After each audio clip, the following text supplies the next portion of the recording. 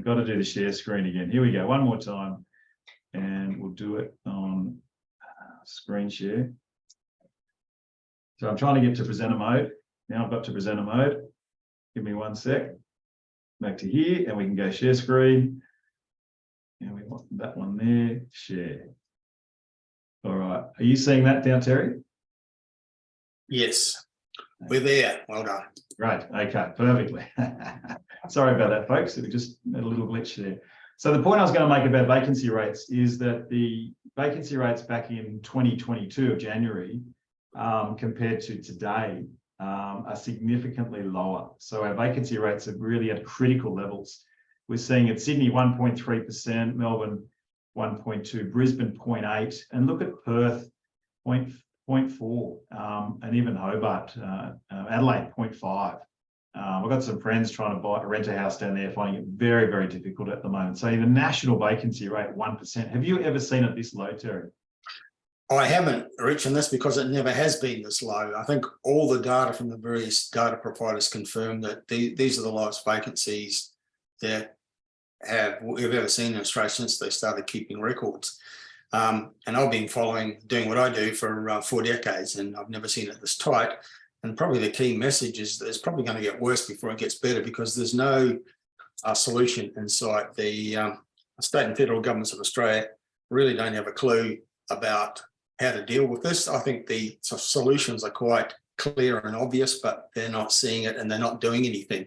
What they actually are doing is probably making it worse by increasing the migrant intake as one example that the federal government has as a policy to fill job vacancies, but they haven't asked the question, where are all these people going to live? So I think vacancies are going to continue to go down, and that means rents will go up, as they have been doing for the past couple of years.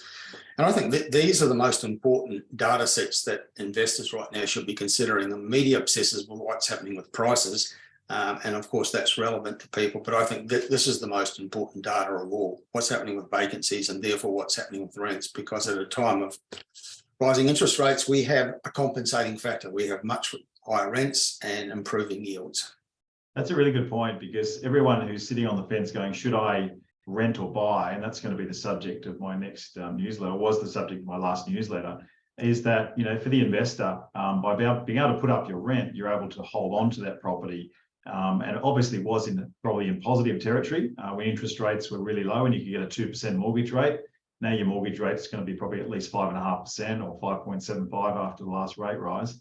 But as Terry said, you know, the vacancy rates are driving the rents higher, and they'll continue to rise. Suddenly, you know, we're not going to have another 100,000 dwellings coming up out of the ground in the next 6 months. So the supply and demand equation is absolutely going to dictate that rents will continue to rise. All the building approval figures, Rich, are dropping at a time we need more supply in the market.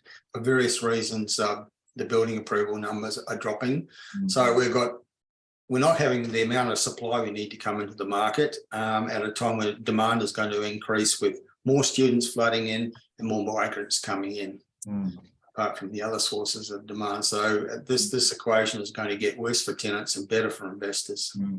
So Terry, another question for you. Have units outperformed houses in terms of capital growth over the past 12 months? What are the figures showing you in that area? And I'll bring up some slides for you to sort of talk to about that as well. Yeah, look, it's really interesting because, as we probably all know, the dominant paradigm in real estate is that houses over time tend to outperform apartments on capital growth, and it's deemed by people to be the land content. That's the key factor. But I think that the paradigm is changing. We have seen in the past 1 to 2 years examples where in specific locations apartments have outperformed houses in the same area on capital growth rates. I think, and we're seeing it in our figures when we're analysing demand, that locations with close to things that are important to people, where apartments are significantly cheaper than houses in the same area, we're seeing an uprise in demand. We're seeing that in Sydney, we're seeing it in Melbourne and Brisbane, and some of the iconic coastal markets as well. So that's starting to show up in some of the price figures. So these are the figures for what happened to house prices in the capital cities of Australia in January, according to SQM Research, and it shows that more positive than the media is telling us. We saw house prices rise in 4 of the 8 capital cities, but although according to these figures still falling in January in Sydney, Melbourne, Hobart and Canberra, but quite a positive outcome. But the next slide shows the same situation in January from the same source, SQM Research, for apartments, showing that in every capital city except Canberra, we had median prices for apartments rising. So a much stronger performance overall by apartments in the month of January than we saw for houses. And this is a trend that's been emerging in recent months, and also in annual terms. If we look a bit further into the slides. So SQM Research has more recently published their figures for what happened in February, and so they have again 4 of the 8 capital cities showing increases in their median house prices, and the national situation for February, according to this source, is a slight increase in house prices. And then the next slide shows us what happened with apartments. And again, there are a greater number of capital cities in which apartment prices rose compared to house prices. So we've got 5 of the 8 capital cities in February producing healthy increases in their median prices for apartments, and nationally also a small increase. So there's been overall, based on those figures, some pretty good performance in recent months since the start of the year. And it's interesting to look at these figures. And I'd like to point out to people that there are other sources, good, reputable, credible sources of information other than CoreLogic, who tend to be the most negative in terms of what their numbers show. And media tends to latch on to that and present that as the gospel truth. But there are other sources like PropTrack and Domain and SQM Research, which have other numbers which tend to be more positive in terms of what's happening with prices. I think the other point to make too, Terry, is that there's a lot of suburbs that go up to make Sydney and Melbourne. Like Sydney's almost got 700 suburbs, and you'll actually find that some suburbs have gone up in Sydney while others have gone down further to give an aggregate number that appears on your screen. So any research that anyone does, try to be as localized as possible, because averages, don't mean a lot across the board. Yeah. I often say that the curse of property investors trying to figure out what's going on is generalization in the media. They tend to talk about Australia as one market, or they talk of Sydney as one market. Here's what's happened to Sydney prices in the past 12 months. And as you've just pointed out, it's really doesn't help people at all, because there are over 700 suburbs in Greater Sydney, and they're as diverse as Manly versus Campbelltown and Bondi Beach versus Penrith. I mean, and they throw all of that into one big melting pot and produce one figure and say, this is Sydney. And of course it's not. That's right. That's right. So Terry, I've got another question for us to discuss. And this one is, there's been a lot of unit developments in capital cities in recent years, and with densities increasing in most cities. Which cities do you think will continue to see that development? And which cities are likely to have the highest densities? Well, I think it's, in simple terms, it's going to be the biggest cities. They're the ones that are having the greatest pressures on how do we cope with population growth without ever expanding the footprint of the city, and also giving people dwellings close to where they need to be. So certainly in Sydney and Melbourne, we're going to see increased densities, and that's part of the planning also to cope with population growth without having urban sprawl. We're also seeing it happening in Brisbane, and I think that's going to continue. Perhaps less so in the smaller cities that have greater availability of land for housing developments. As we're also going to see increasing development of apartments as an option in some of the iconic coastal locations. The obvious one being places like the Gold Coast. The Sunshine Coast is a location, incredible growth factors in the Sunshine Coast, one of the growth stories of Australia. And they've got a huge problem with how we're going to cope with all this population growth, because they want to maintain the lifestyle. They don't want to have just growing population just detract from why people come to live there in the first place. So they're trying to have more and more of the population in medium, in greater density, basically. I mean, that's the classic case of a location being overloved, and we'll get into more of those specific locations in a few more slides. But I think from my perspective, Terry, I think the planners really have a difficult task in trying to bring about greater density in the cities to stop urban sprawl, but also to create an amenable environment for medium density living. And again, this is what's been missing in both Sydney and Melbourne particularly, and maybe some parts of Brisbane, is that medium density. So the low-rise unit blocks and the low-rise or like two-level townhouse developments. So in Sydney, they call it the missing middle, and they've actually got a specific policy that the state government tried to roll out, but a lot of councils rejected it because, and there was a big debate about it, because a lot of it was just going to be approved as what's called complying development, where you didn't have to actually go through a council determination. As long as the setbacks, the height limit, the floor space ratios were all compliant, then it could just be started to build and you just get a construction certificate. And that would have made a really good option for a lot of downsizers. So a lot of suburbs where there's very, very little option apart from having a house on a block of land, a lot of people don't have any other option but to move out of that suburb or age in place. And a lot of people are staying in their properties longer because they don't have these medium or high density opportunities to go to in the suburbs. Yeah. So there's always a pushback from neighbours going, I don't want a high rise or a townhouse developed in my backyard. But once people get in their 60s, 70s and 80s, suddenly they realise, gosh, I wouldn't mind actually moving into a townhouse because it'd be less maintenance. Yeah. Well, I think one of the great reasons why we are seeing an uplift in demand for attached dwellings is because of the downsizer market, which is becoming a more and more influential part of the market. We do have an aging population. It is a factor for more and more people that the kids are now adults. We're rattling around in the 4-bedroom, 2-bathroom family home, which is a lot of work to maintain, and it's no longer appropriate. So I actually think that this is something that should be more of a focus of government, where they need to provide incentives for people to downsize, because the cost of selling and buying can be prohibitive for people. But it's certainly, this is a source of major demand for apartments, is one of the reasons why the paradigm is switching and more in favour of apartments now. So Terry, I want to turn now to the big question on everyone's lips, and why we held this webinar was, houses have traditionally been seen as superior as an investment stream for capital growth, with the value being held in the land. But research also shows that units might actually be a better purchase. Do you believe that's the case? Might it be sometimes better for an investor to purchase an apartment over a house?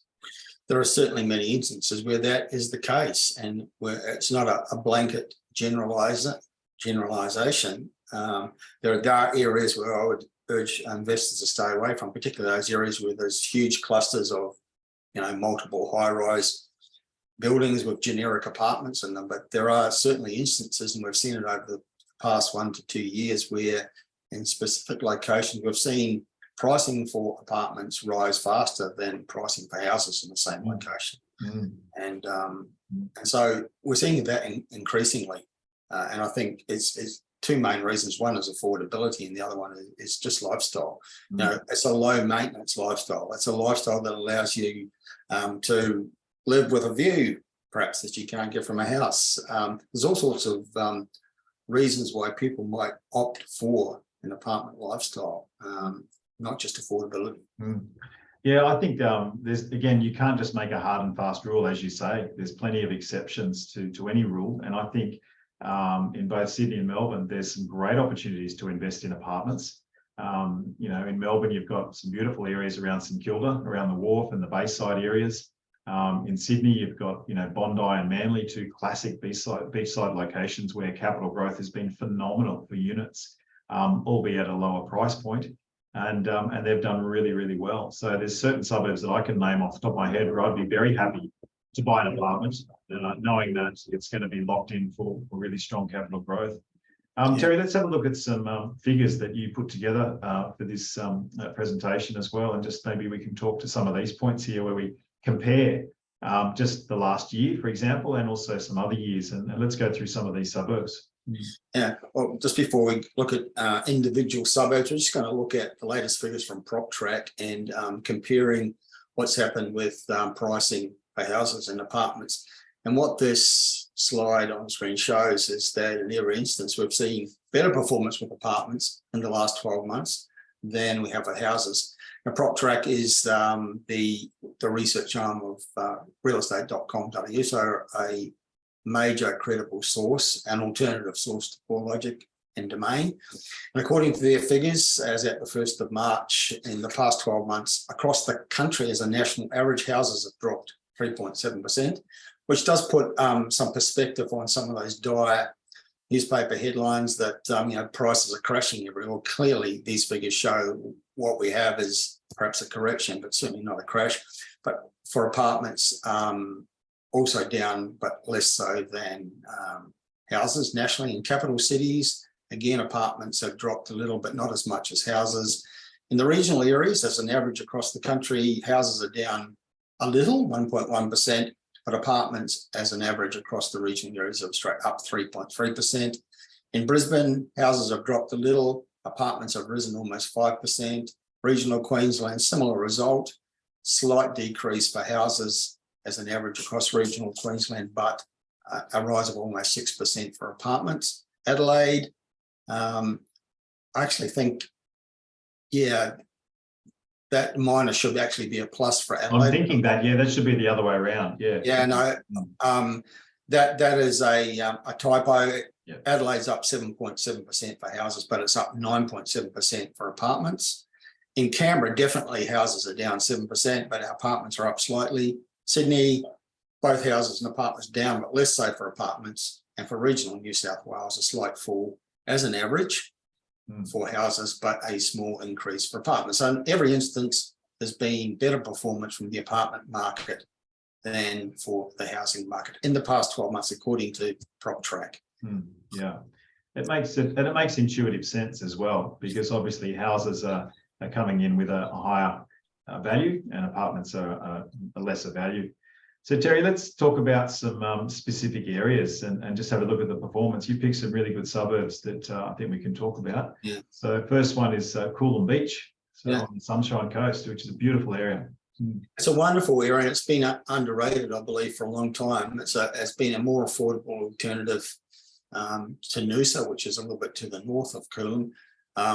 The figures, if we looked at the growth figures 6 or 12 months ago, they would have been above 40%, both for houses and apartments. But what the figures do show is that the growth for apartments has been slightly more than the growth for houses. The long-term growth averages, which are extraordinary, and that's mostly the growth that's been happening in the last 3 years. I always thought, this is the 10-year growth average for capital growth. Anything up to 8, 9, 10% is good. But when you're getting 14 and 16% as an average, that's extraordinary. And apartments, again, have outperformed houses, although both have been very good. And then, of course, the other factor is that yields in terms of the medians are higher, which is pretty much the case everywhere, any suburb you look at. And you've got to keep in mind that there are additional costs with apartments, but nevertheless, you do get a better gross rental yields for apartments than for houses. Great. One point I'd make that you made before is that obviously you don't just look at a 1-year result and extrapolate that.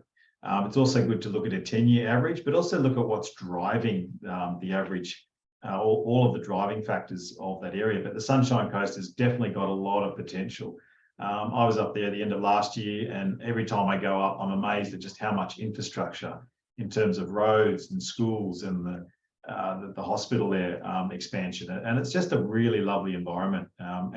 And obviously affordability is driving pricing. So I think the 10-year averages will probably, I don't want to predict it, but I think they'll come down to a more normalized rate, but they still could be 10%, depending on how it goes. Yeah, yes, they will come down because right at this moment, there's less heat in the Sunshine Coast market and the growth rates are subsiding a little bit after 3 years of extraordinary growth. So inevitably it's coming back a bit, but long term, the Sunshine Coast is going to be a performer.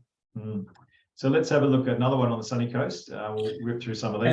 Caloundra next, and then we've got Service Paradise. Yeah, Caloundra has always been like the poor cousin of the Sunshine Coast, right down at the southern fringe, versus the high-profile Noosa up in the northern fringe of the Sunshine Coast. But it's become very gentrified and improved a lot in terms of what it presents as a lifestyle more recently, and particularly with apartments. And there's actually not that much of a gap between house prices and apartments. There are a lot more apartments than houses in the suburb of Caloundra, but in the last 12 months, extraordinary growth in the median price for apartments, double what we've seen in houses. The 10-year growth averages are slightly higher for apartments, and again, the yields are a little bit higher. It's unusual, Caloundra, that the pricing is so close, and most examples we look at, there's quite a differential. But that reflects recent development of modern, quality apartments with great water views and access to a variety of beaches, and also the inlet where there's calmer waters as well. Yeah. I'm always amazed at how much the council is spending on upgrades, like the foreshore areas all along there. Just beautiful. Just really hats off to having a progressive council and getting that done. Yeah, there's been massive improvement in the lifestyle in Caloundra. It's no longer the poor cousin of the Sunshine Coast. It's an area where we're still seeing very strong demand at the moment on the Sunshine Coast. So let's go a little bit further south. Let's have a look at the Gold Coast. Let's have a look at Surfers Paradise. What's happening in the market there for houses and apartments? Yeah. Look, I always hesitate to feature Surfers Paradise because I think it has been for a long time a very poor performer. It's prone to bouts of oversupply, but in the last couple of years, there's no doubt that the Gold Coast has performed very well. And there's a huge number of apartments sold every year in the suburb of Surfers Paradise. And because it's so affordable, partly the reason why pricing is so low compared to houses, but also compared to apartments in other parts of the Gold Coast, is that pricing has been kept low because of past oversupply. But in the last 12 months, there's been good growth, and it's lifted the 10-year growth averages, not as strong as those we just saw on the Sunshine Coast, but an improvement of what they were up until a couple of years ago. So a big price differential there between houses and apartments in that suburb. Obviously an iconic location. I would still hesitate to suggest that this is a great place to invest. There are better places, I think, but the numbers on the screen do show something about what's happening at the moment. All right, fantastic. So let's take a trip down to Sydney, and we'll have a look at Bondi Junction and then Newtown. So what's happening at Bondi Junction? Obviously, one of the iconic locations of Sydney and Australia, and even apartments are expensive for many people, but nevertheless, the median price for apartments is almost half that is for houses. And whereas the median for houses in this location have dropped a little in the last 12 months, it's actually increased a little for apartments. The 10-year growth average is better for apartments in this location. And again, the median yield is a little bit better as well. So, okay. And I'm curious on this next one, Terry. I think I raised this with you just before our presentation, is Newtown, classic, great suburb in the inner west.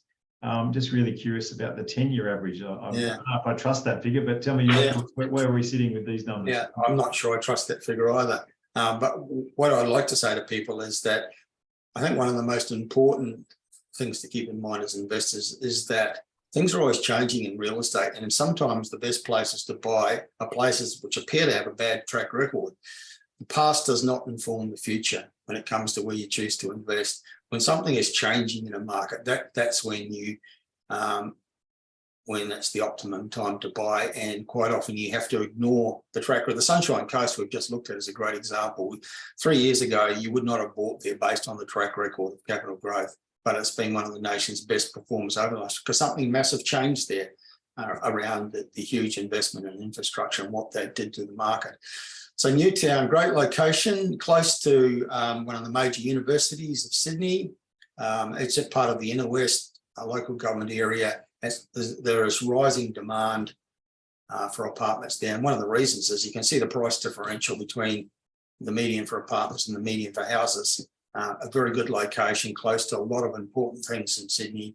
And those numbers will change. Apartments will become more expensive, I'm sure. And the 10-year growth average will become a lot more positive over the next, say, 3 to 5 years.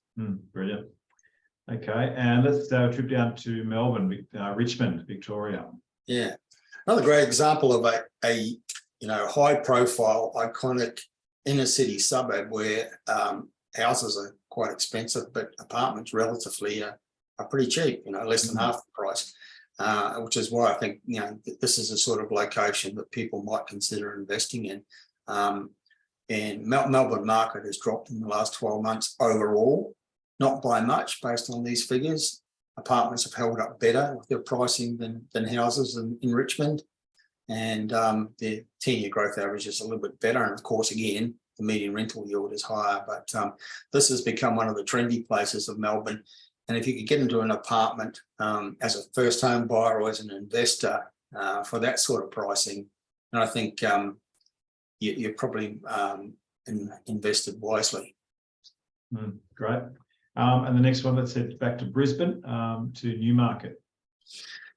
Yeah, there's lots of potential examples for Brisbane, but this is one where, again, I'm highlighting a couple of things. One is the difference in the medians. Median price for apartments less than half that for houses. So people who just can't afford 1.2 million, possibly 500,000 is within their grasp, even with higher interest rates. The growth in the last 12 months is higher for apartments. There are still areas of Brisbane where prices have continued to rise.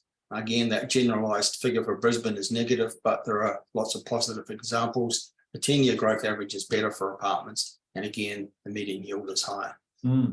Yeah, I think a lot of apartments in Brisbane have had a bad rap. There's certainly been places like Newstead, New Farm, where there's been huge volumes of apartments built, and apartments that have went nowhere in terms of pricing, really little or zero negative capital growth at some point. So well, that's right. To see that come out of that negative cycle now into a new growth cycle. Well, that's right. That there was a period of oversupply, and it took a number of years to soak that up, and we saw prices fall and we saw vacancies high. Where Brisbane is beyond that, and I suppose the big factor that we haven't mentioned yet is the 2032 Olympics. And what the research shows is that the greatest impact for real estate is actually in the lead up to the event, not after the event or during the event, because there's going to be a massive infrastructure spend to prepare for this event. It starts now; it's happening already. Even though it's almost 10 years away, we're starting to see the projects being rolled out to prepare for the event. And what the research shows is that the locations closest to the big event venues for the Olympics are the ones that show the best capital growth. So the biggest event venue, the Olympics is going to be spread across Brisbane, the Sunshine Coast, the Gold Coast, Toowoomba, other parts of Queensland. But the main venue is going to be the Gabba, where they have the cricket and the AFL. It's going to be redeveloped at a cost of over $2 billion. Suburbs close to that they'll get some really good spin-off growth. So, and what about East Brisbane too? Tell us just as the last one. Yeah, I mean, this is a pretty good suburb, not far from the CBD of Brisbane, and a neighbour of Woolloongabba, which is where the Gabba is. So it's going to get some of that Olympic uplift. And again, you can see apartments typically less than half the price of houses. The growth in the last 12 months has been considerably higher for the apartments than for houses.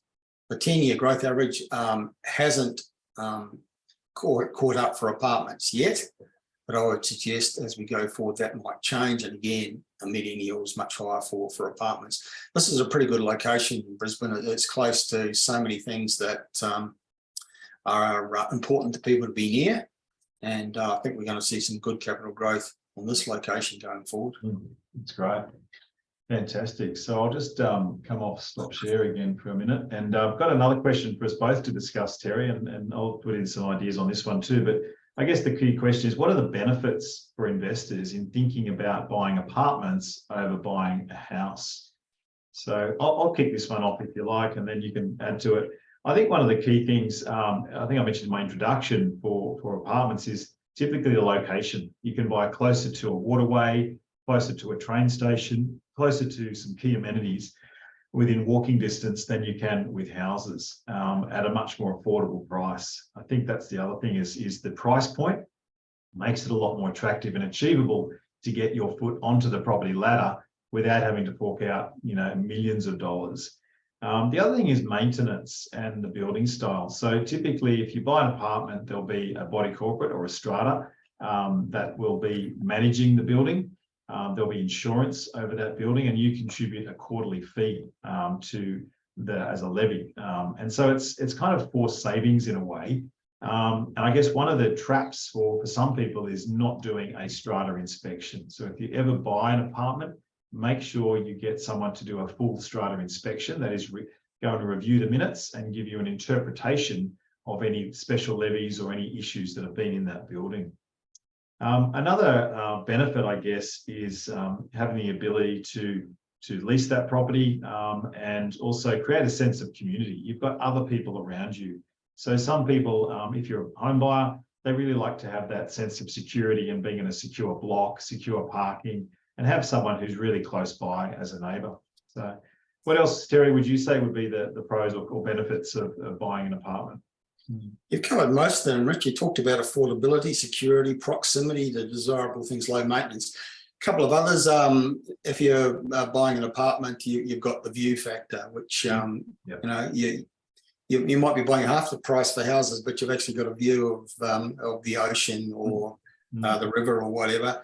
Better yields overall. There's also we've first seen so many instances of major weather events and flooding in Australia. If you're on the 10th floor of an apartment building, you're not going to have your home flooded.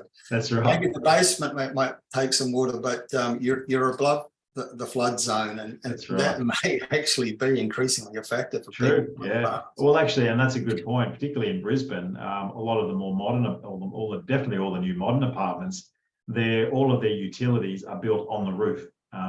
All of the buildings are designed to withstand a flood. So a flood comes, no problem. You know, obviously the mud and the silt needs to get washed out, but they've got a much better recovery system in place for that. Just on the flip side, what are some of the negatives or the cons of buying an apartment versus a house as an investor? Look, I think it really relates to the type of apartment you buy and where. You know, I think if you're buying in an area where there's just masses of high-rise buildings, and there's in each building there's 300 apartments, all the same basically.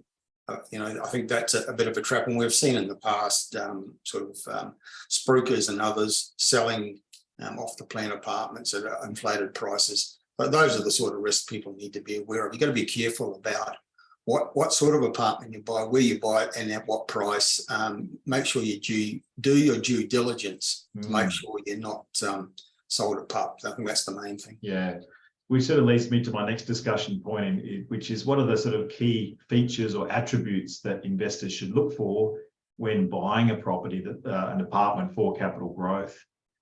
So I think the first thing to be looking for is not so much the physical attributes, but simply the location of that apartment. You know, if you can find out if the area has been rezoned for much higher density, there's a lot of R3 areas that could potentially become R4 or R4 plus, which is super high density. And if there's going to be thousands of new apartments built in those areas, guess what's going to happen to price? Potentially it could be very diluted, like what happened in parts of inner Brisbane or in Sydney and Parramatta, for example, or Zetland at the time. So just be very careful about future supply. The other thing is to look for is to buy apartments with good walkability. Being able to walk to the shops, being able to walk to the transport connections, being able to walk to education facilities. All of those things create fantastic amenity for renters that they want. Another key thing is getting an apartment with good aspect and good light. The last thing you want to be is have your balcony overlooking the south facing and looking into another brick wall where you get no natural light. Make sure it's got good natural light, because that really adds to the feeling of well-being. Another thing is to make sure that you've got parking. I mean, it's not absolutely essential in the inner city areas, but having at least one secure car spot is definitely going to add a lot of value to your apartment purchase. Another thing is to look for potentially a balcony or some outdoor space. If you get the ground floor apartments, some people like to have their pets, and now you can have pets in most apartment blocks, but definitely some outdoor area where you can have a table and chairs, maybe a little barbecue is really important. Terry, anything else you'd add to that list of attributes to look for? I think it's a lovely summary, actually, Rich, of the qualities you should look for. When we talked about this a number of weeks ago, I think the word we came up with in terms of what sort of apartment people should look for is distinction. We're looking for a word that was a little bit less cliched than unique. We're looking for apartments that have points of difference, some distinction about them. The difference between boutique versus generic. So we're avoiding those clusters of 30-story high-rises in which all the apartments are the same, looking for something with a point of difference. And you've outlined many of the things that can make up collectively an apartment that's got the qualities that will actually show capital growth going forward. Yeah, exactly right. And look, we've just got 2 more questions before we go to our Q&A. So a couple more questions for you.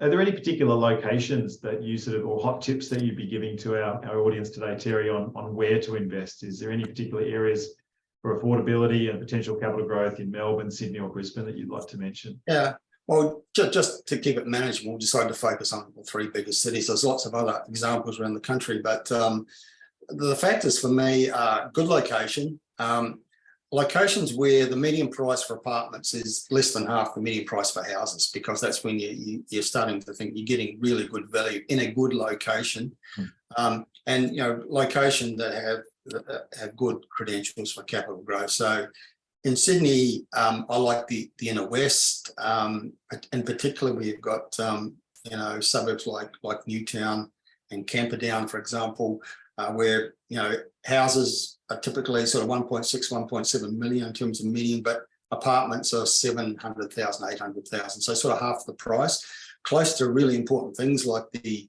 university or the Sydney University and other factors. Marrickville, remember Marrickville used to be considered down market and stigmatized, but it's become gentrified, and now typical houses sort of you're heading up towards 2 million, but apartments are sort of 700,000, 800,000. So, relatively speaking, affordable. Heading a little bit further out in Sydney, some of the sort of outer suburban CBDs like Westmead, which is where there's a lot of university and hospital action, and apartments are sort of medium price, mid 500,000. That's pretty affordable for a lot of people. And Liverpool, as the Sydney airport, the second airport for Sydney rolls out, locations like Liverpool are going to become a lot more important. Whereas many of the suburbs of the Liverpool local government area have houses above $1 million, in Liverpool itself, which is a cluster of, shopping, educational facilities, hospitals, good transport links, median price 500,000. A lot of people, that represents affordability and proximity to lots of important things. So do you have any particular... I just mentioned a couple, obviously in Sydney. I particularly like the Northern Beaches, Manly, Fairlight and Freshwater. Particularly Freshwater's got a really great village feel to it. Always believe it's going to have really significant long-term growth.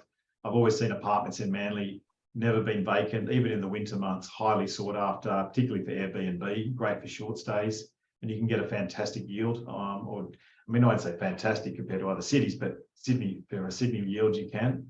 Also, the areas that were typically really suffered during COVID when all the students left, like Camperdown, Kensington, Randwick, those areas have actually really started to shine and come back. We're seeing a renewed interest. We're seeing higher yields being achieved in those areas. And then you've got your traditional blue chip suburbs like Coogee, Bondi, and also Lower North Shore, Mossman, Cremorne, Neutral Bay, really appeal to professional renters. And you always find there's very, very low vacancy in those areas. Yeah.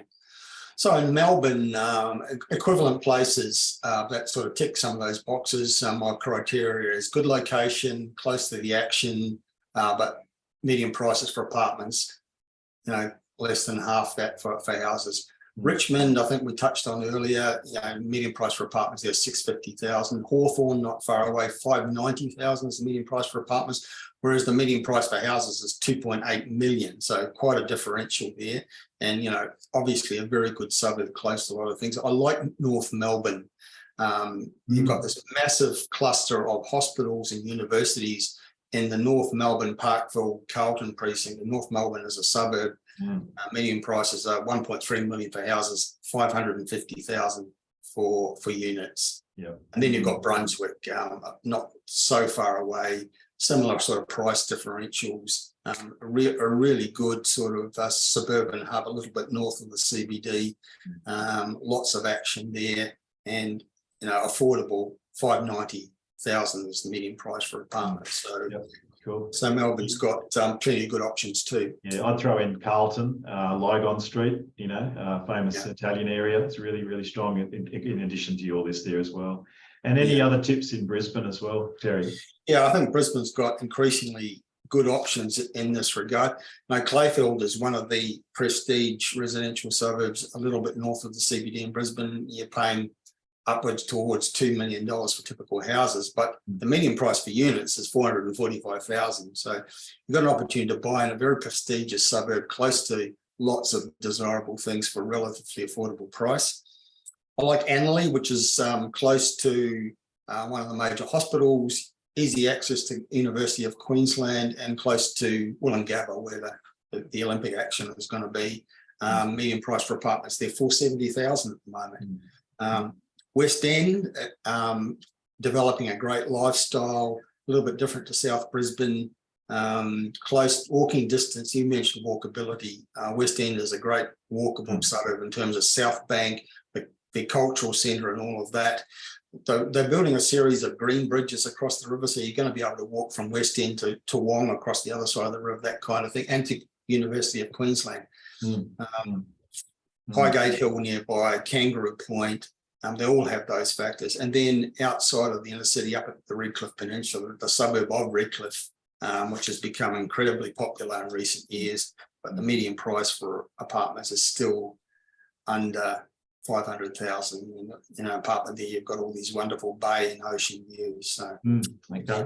The only other two, you've really covered a good lot there. The only other two places I'd add is St Lucia, which isn't far from the city, just on the other side of the river. Again, close to the University of Queensland, and Auchenflower, which has got a really nice sort of feel to it, which I really like for apartments as well, for both owner-occupier and investors.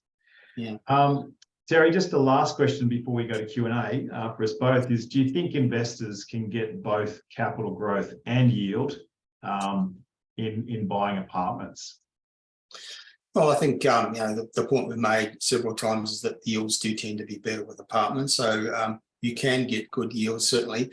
But if you buy strategically in the right locations, you're also going to get good capital growth. I know that a lot of people think you've got to choose one or the other, and I've never believed that to be true. I think if you choose your location well, and this applies right across Australia, buying in good regional areas, for example, you can get really good yields to compensate for higher interest rates, but you can also, in the right location, get really good capital growth. And I think everywhere we've talked about today has capital growth potential, as well as the potential for a good rental return.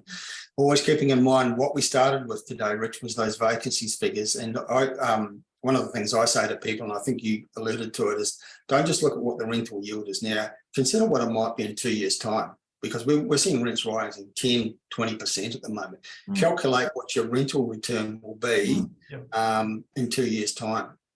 Because you're probably going to be, in many good purchases, you're going to be positive cash flow in a couple of years. Exactly. Yeah. I mean, sometimes we use a spreadsheet and put in only a 3% increase in rent, but I think for the next couple of years, you can put in pretty much triple that at least, That's great, Terry. It's fantastic advice. Just in the last 10 minutes we've got, let's just go to our Q&A section, if you'd like to bring it up on your screen too, Terry. But we've got some here. Greg is asking, with the collapse of some construction companies, is this the tip of the iceberg? Should we stay away from off-the-plan builds? And if so, for how long?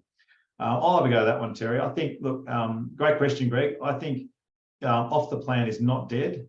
If you buy from a reputable developer that's got a good history and they've got great specifications and great finishes and they build in a good location, then you can buy off the plan well. The key thing is to make sure your solicitor goes through the contract, checks the specifications, and when it says oven, make sure it specifies the model. Where it says the variation clause, this is the way a lot of people get caught out, in a variation clause. If it says 100 square meters, make sure you're going to get 100 square meters, not 95 square meters. because I've seen some contracts where the developer can have up to a 5% variation on the size. So make sure that sort of thing is removed from the contract and you pick a good quality developer. Any other comments on that one? Yeah, I understand people's reticence given the media coverage of building companies going broke and how that scares people. There are services where you can actually check on the financial health of major building companies. So you can use services like that. That's something we're going to be offering at Hotspotting very soon, where you can actually do a check on the health of the builder that's doing your project. So you can perhaps have some confidence that they're not going to be one of those that falls over halfway through your project. And also just one other thing on that is in New South Wales, the building commissioner, David Chandler, who's going around checking buildings, poking holes in any cracks. There's those sort of things that are picking up those faults during construction, rather than the terrible thing with Mascot Towers or Opal Towers in Homebush, where a lot of people have to move out of their apartments for 1 to 2 years to get defects fixed. Glenn's made a good point here about land taxes being much less with apartments. Yeah, that's a really good point. So obviously there is still a land component in the total value of the apartment, but it will be significantly less. So that's one other advantage that we should have pointed out. So good point, Glenn, in buying an apartment over a house. Yeah. Another one here, rents have obviously gone up due to lack of supply. What has caused the lack of supply? Did investors sell during the pandemic due to the boom in prices, or is there another reason? What's your thoughts on that one, Terry? Lack of rental supply, I think it's very much been caused by investors dropping out. The market share of investors as buyers has been much lower in recent years than traditionally. And during the pandemic boom, if we can call it that, a lot of investors took the opportunity to sell. Now, state governments and to a lesser extent federal government, they keep changing the rules and they're never favourable to investors. They've actually made investment less attractive in various ways. APRA has sort of also put restrictions in the past on how much you can borrow. The federal government made changes to depreciation, and these things have accumulated. More and more people have just said, no, I'm not doing it. So the number of investors in the market has diminished, and so the supply has fallen. So the solution is they've got to stop discouraging investors and actually start encouraging them. And it's a really simple solution, and it's right there. They can improve the situation tomorrow. What they're talking about is building 1 million new homes. That's going to take 5 years. If it ever happens, it's not going to help people who need to buy rent a property now or next year. That's right. Yeah, if they keep fiddling with superannuation laws and tax depreciation, they're just going to scare away investors even more, which is going to make the rental crisis worse, you know. Yeah. Or even worse, capping rents. Like the Greens have got this ridiculous policy of capping rents. That's just going to be ludicrous. Make it immeasurably worse. Look, politicians never think beyond the press conference. That's the problem. They don't think through the consequences of their policies or decisions. If Australia was to adopt the policies of the Greens, we would end up like Ireland. Ireland is probably the best example in the Western world of a disaster with rentals caused by governments who have implemented the sort of policies that the Greens are advocating, like rental caps and increasing taxes on investors. You know, there's nothing available for rent. Anything comes up, there's a queue literally kilometres long. Yeah, I think what we need to have, Terry, we need to have a webinar with sound policy ideas, sound policy sound bites, and we get all of the politicians one-liners and we provide a much more objective review. Anyway, that's in our pipe dreams. Let's keep moving on. What about migration patterns and people exiting the cities, I should say, regional locations? Look, certainly, I mean, if you look at the population data, Sydney and Melbourne have been losing population to internal migration, people moving to other parts of the country, but they have still had good population growth because of overseas migration. A lot of it comes to the two biggest cities, and there's also natural increase, you know, the surplus of birth over death. So the big cities have still had population growth, but we're seeing greater population growth in other areas because of the internal migration factor. Queensland's getting a lot of it. Western Australia's getting some of it. Adelaide's getting some, and some regional areas, obviously, in recent years have been getting people moving. And it's contrary to what media says, it's not caused by COVID. It's been going on for longer than that. It's really about lifestyle, affordability, and technology, which means that people can work remotely. So that continues to be a factor. Yeah, great. Someone's asking, please confirm which property types are included in unit and houses, e.g. where do townhouses and villas get included in your data? My understanding, Terry, is that villas, townhouses are included in the unit section. That's typically what happens. You concur with that? Yeah, that one of the reasons why the data from different data sources is different is they have different definitions. But I think the general agreement is that anything that's on some sort of like strata plan is a unit. That includes townhouses, whereas anything that's standalone on its own title is a house. That's generally how they decide it. So Robert's asking, can you comment on the growing importance of EV charging for apartments? Yeah, good point, Robert. Yes, I'm seeing a lot of the developers I'm talking to and in their new developments, some of the councils are actually putting in a requirement to have a certain number of charging stations in the basement or in the car park area. So I think it's going to continue to be an absolutely important criteria for brand new builds and need to be retrofitted potentially to older apartments too. Ralph is asking, do you have a checklist for apartment purchases? So Robert, we are very fastidious when we're buying apartments for our clients. We have a range of checklists that we use, and we go through a very thorough due diligence for when we're looking at apartments. But it obviously depends on the type of apartment, the purpose, whether it's a home or investment. But we do look at our clients' briefs and then provide a solution that's going to be tailored for their individual requirements. Sam is asking, what areas does Airbnb still work well? Well, Airbnb does work, Terry. I think, again, the locations is really the prime holiday locations. You're not going to find Airbnb typically works well in far-flung regional or western suburb areas. You're going to find it works very much in the prime holiday locations where there's very strong demand throughout the year. But again, it all just comes down to stacking up your numbers and making sure that the cost of the cleaning, the cost of Airbnb charges and all of those other things are taken into account, and also that the building allows Airbnb lettings as well. Any other thoughts on that, Terry? Yeah, I think what you said is true. But in addition, some of those regional cities where there's a lot of action, a lot of growth economically and with infrastructure, I think of, say, Toowoomba in Queensland, Ballarat and Bendigo in Victoria.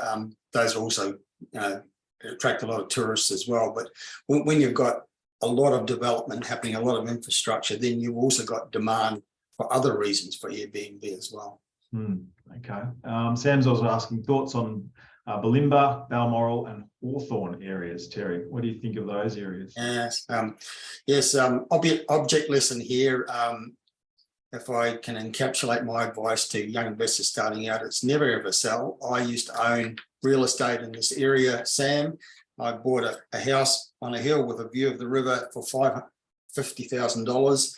If I had been smart and not sold it, it would probably be worth $2 million now. But of course, I didn't understand that way back then. These are areas that have become increasingly gentrified. They used to be kind of almost down marketplaces, but they became discovered. Oxford Street, Bulimba is probably the most prestigious, busy, buzzing eat street in all of Brisbane now. Really good suburbs with prices well above $1 million. Probably the only issue there these days is the flight path issue, which has become a bit contentious for some of those suburbs. But these are great residential suburbs, sort of 10 minutes from the CBD, near the river, all of those lifestyle factors. Okay. Mohit's asking, where would you suggest for capital growth and cash flow for a property around 300K as a first-time investor?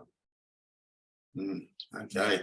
Look, in terms of houses, obviously you're talking about regional, although some of the Perth and Adelaide still have some of the bottom of the range suburbs where you can maybe get houses around that price, but there are regional areas that are still in that price bracket, increasingly hard to find, because you don't just want cheap places, you want places that are affordable with prospects for growth, like in Murray Bridge or Mount Gambier in South Australia, for example. Rockhampton in Queensland, you can buy in those prices still. Mackay, perhaps, Gladstone, some of those better regional markets in Queensland where pricing is still quite low. But I think, yeah, primarily you're looking regional, but there are options still out there like the ones up. Sure. Sam's asking a very generic question for modelling. What would be a good average yield and capital growth assumption? Look, again, Sam, it depends on your objectives, but a good capital growth assumption should be 5 or 6% per annum, and an average yield. Again, it's going to depend on your income as to whether you're happy to negative gear or whether you need positive cash flow. So if you're looking for something positive cash flow, you're going to need to get above 5% as a net yield, and the higher the better. And there's different ways of achieving that kind of yield. It could be it's a holiday let, it could be a duplex, or it could be a house and granny flat. So there's a number of ways to get multiple incomes from one property. We've also got a couple more. We've talked about Mascot Towers. What can we do? Due diligence. As I said, to mitigate due diligence, we talked about the defect issues in apartments. The question is, what can you do during due diligence to mitigate that risk? I think, Terry, as I said, get a building inspector, get a strata inspection done, check out the reputation of the developer. But particularly when you're doing your strata inspection, look for issues that have happened in the past, particularly years ago, before Meriton really picked up their act. There used to be a lot of issues with water penetration, particularly around Harris Street at Ultimo, a lot of those buildings there. I remember going to a lot of them, and always every strata report I'd read would be water penetration, water issues. So make sure that that's the typical one that happens in apartments, is there's no issue. And if you're buying an apartment near the coast, obviously look out for concrete cancer, because the salt spray gets into everything. So that's a couple of tips there. Anthony's asking about St Kilda. Yeah, as I mentioned before, great place to invest. Anything to look for, beware of pitfalls. Again, I'll defer to my local expert in that area. If you do ever use our service, Anthony, we have an expert who's very, very skilled at buying apartments in that area and would love to give you some of the local information.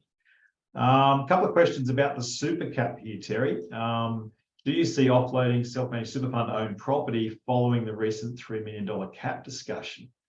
Well, this is a big one. I would say to anyone thinking about it is don't act prematurely. Even though the government's announced it, it's got to get through both houses of parliament. And then the current government has said they won't implement it until after the next election. So it could well be repealed if the other side of government gets back in. What are your thoughts, Terry? Yeah, I don't think people need to panic and take hasty action. I mean, I don't think there'll be a lot of people out there with a self-managed super fund balance above $3 million. There will be some. Yeah, just watch and wait.